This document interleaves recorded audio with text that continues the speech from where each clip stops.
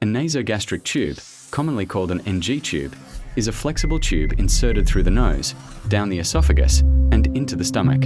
It is used for feeding, medication delivery, stomach decompression, and fluid removal. NG tubes are commonly used when patients cannot eat normally, require nutritional support, need medications delivered directly to the stomach, or require removal of stomach contents. To safely insert the tube, healthcare providers must understand the anatomy of the nasal cavity, throat, esophagus, and stomach. Correct placement is essential for patient safety. Before insertion, the patient is placed in an upright position. The tube is inspected, lubricated, and the patient is informed about each step of the procedure. The correct tube length is measured from the tip of the nose to the ear and then down to the upper abdomen.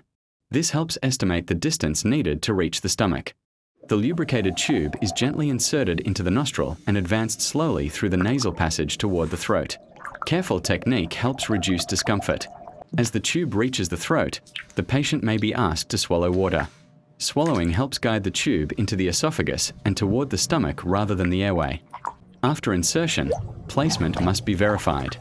Healthcare providers may check stomach contents, measure pH, or confirm placement using X-ray imaging. Once placement is confirmed, the tube is secured to the nose to prevent movement and ensure safe ongoing use. Proper insertion, placement verification, and ongoing care are essential for safe and effective nasogastric tube use. Following these steps helps reduce complications and improve patient outcomes.